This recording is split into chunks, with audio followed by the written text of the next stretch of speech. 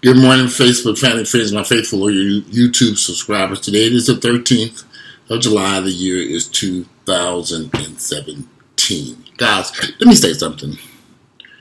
I give the vast majority, I'm a black gay man. I've known I was gay since I was in preschool. I knew something was different then. I was different from the rest of the boys. So I've known I was gay my entire life.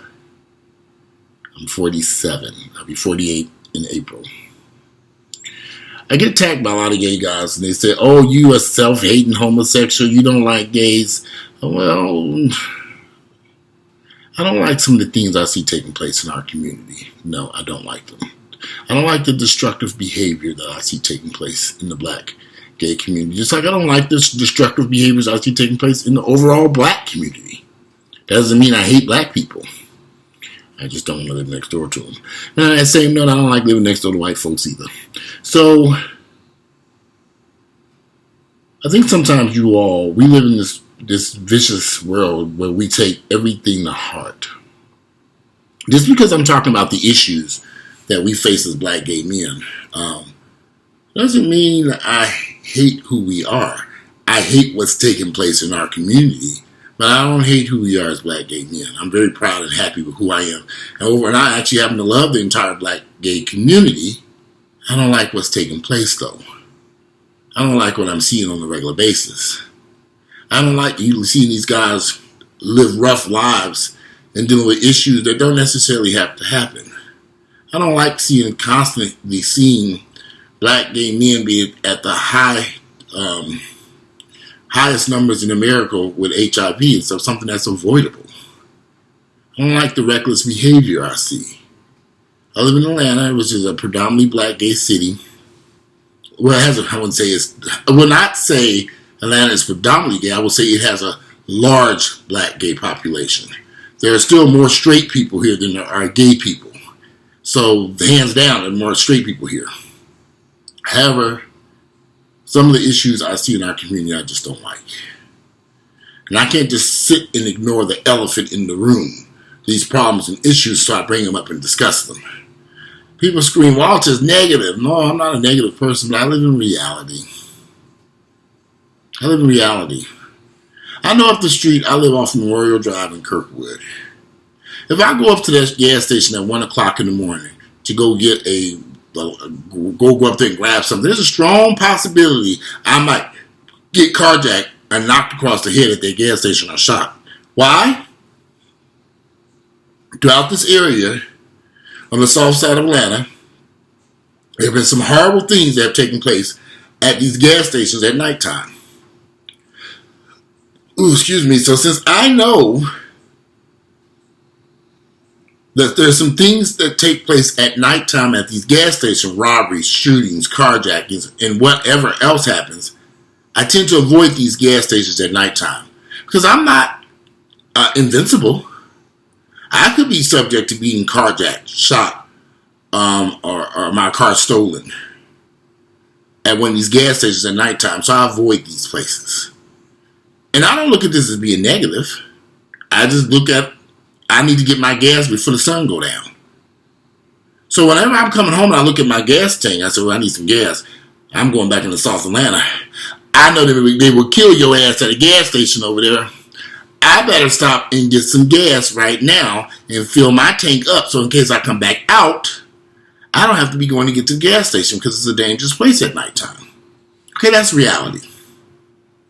A lot of dangerous places at nighttime.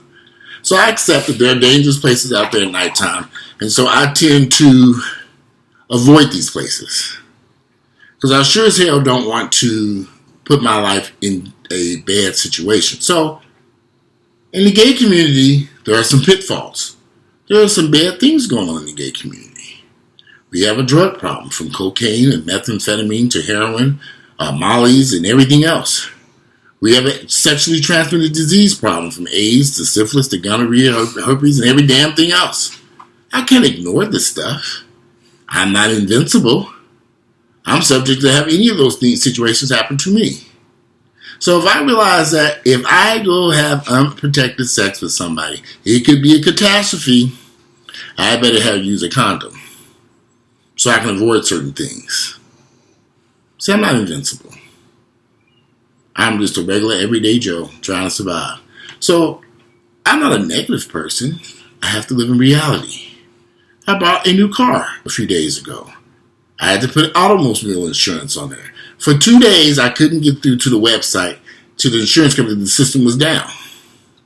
So I had to park that car until I could get that insurance up and running. Now, sure, when you buy a car, there's a certain period of time you have your insurance company with car. I ain't taking them chances.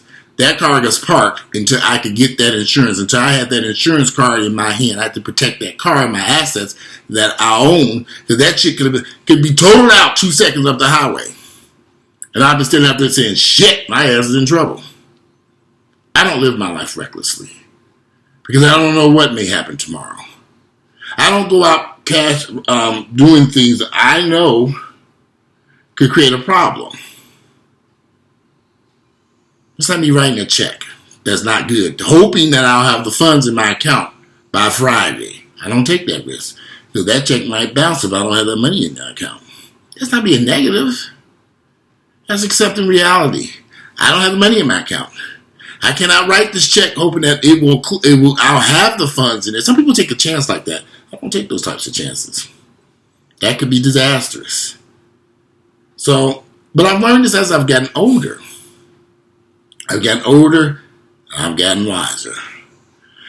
So when I look at the gay community, now I've been in the gay community since I was 18 years of age. Actually 16, 17 years of age, because I started out in Cincinnati, Ohio.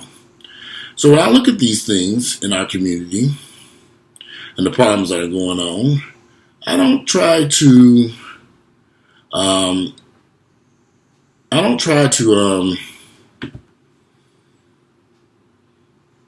think that these problems are going to go away. We have so many issues going on in our community that it's okay to discuss them. It's okay. We're not hurting anybody. We're just discussing and trying to figure out maybe we can find a solution if there's one possible. Might not be a solution to the problem. It just might not be. But it's okay to discuss it. That's not being negative.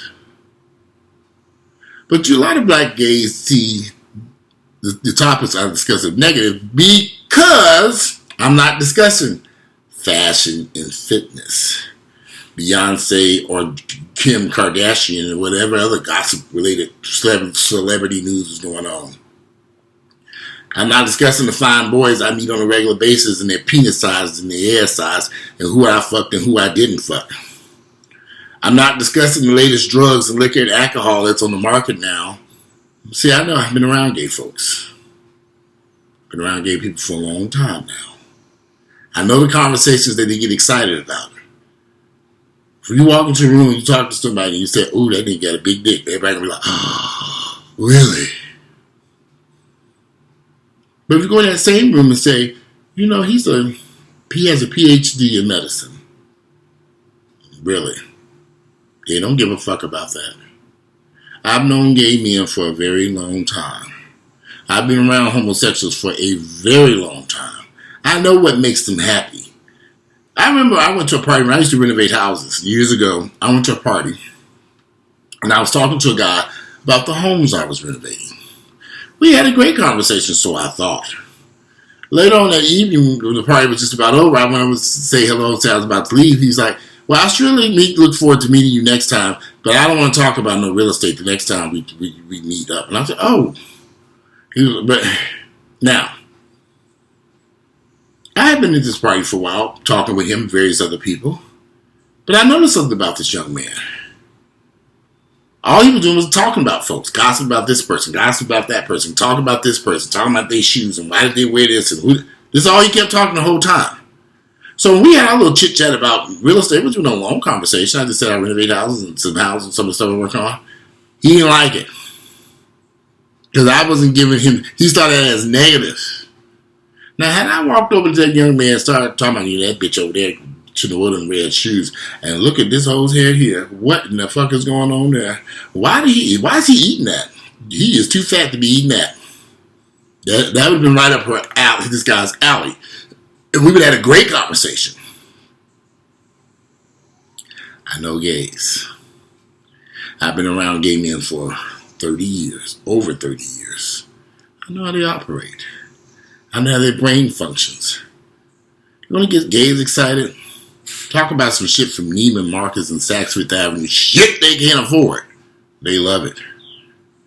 They want, there's something about expensive clothes and fashions. Gays just love that shit. $600, $700, $1,500 shoes. I've never paid $1,500 for a pair of fucking shoes.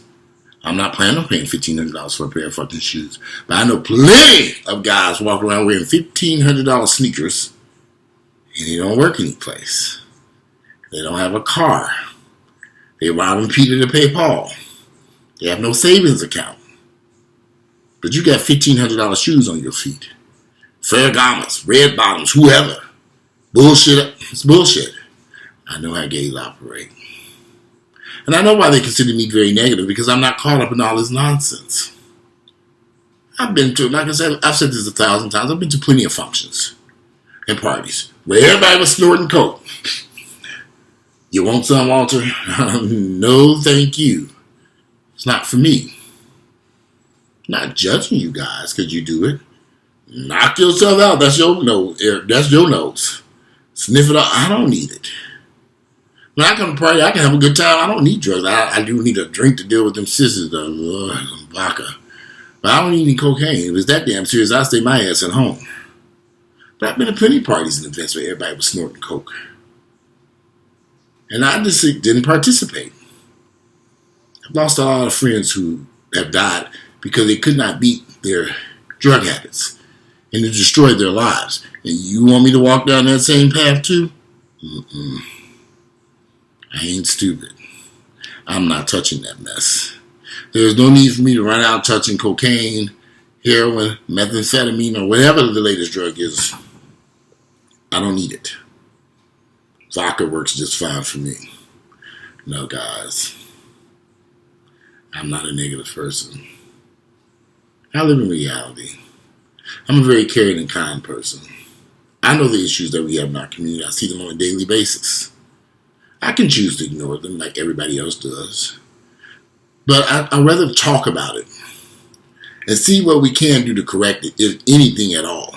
There might be some hope. There might be. I'm not too sure. Sometimes I feel like the HIV crisis or HIV epidemic taking place in our community is can't be fixed. It's too far gone. Everybody I meet is positive. Everybody. And so I just sit back and I say, okay, wow, we really have. But if you bring that topic up, you're the villain. You're now the bad guy because you said, well, a lot of people in Atlanta with HIV dealing with HIV. Why you say that about Atlanta? Why are you wishing that on Atlanta? I'm not wishing this on Atlanta. This is the truth, but they don't want to accept that. They don't want to accept that. So they live in this fantasy world. I don't pay them sissies no attention. I let guys. I've been doing gay guys and their issues for so long. There's a lot of nonsense I just ignore. Oh, they doing coke? Whatever. Oh, they doing meth? Yeah, okay, cool. Oh, they're all HIV positive, whatever. I can't do nothing about this mess. No one else seems to care. All I do is go with the flow and keep myself out of it. What I mean by that, I don't want HIV because I know how that's going to play out. I don't want to be doing cocaine and meth. I know how that's going to play out. I don't touch certain things I don't need in my life. I like peace and harmony. That's my goal. There's going to be a short video. I'm about to end this now. But I have nothing in love and concern for members of the black gay community. Because I know we guys have it rough in the scheme of things when you look at America. A lot of people don't understand human sexuality. I can't do anything about that. But it's unfortunate because the people who don't understand human sexuality look down upon people like me who are black gay men, proud out black gay men. So this creates a lot of conflict in the black gay community. A lot of black gays don't want nobody to know they're gay. They try everything in their power to hide that. I get it. I understand why. But this creates a lot of anxiety and anger within our community. Will that ever change? I don't know if any of this stuff is changeable. I mean, I'm getting to a point in my life where I'm like, wow, some stuff may never change in my lifetime. I hope it does, but there are no guarantees. Anyway, if you like my videos, click like, share them with family members and friends. I have nothing, like I said, I only have nothing but love toward members of the black gay community and over the overall black community, period. These conversations aren't easy for me to have because I know people take things and twist it the wrong way, so I get it. I just hope people begin to understand and take a look at my actions and in my heart and understand how I feel about us. Because I know it's rough for us. I know it's rough for black men, period, in America. Black gay men got it even tougher. I acknowledge that. And I hope that one day I will be able to see something different in my lifetime before I pass away. I hope I am able to see a community more unified and moving forward. And these issues I'm discussing no longer exist. Anyway, again, today it is Thursday, July 13th, the year 2017. And I'm out of here, guys. Enjoy your Thursday.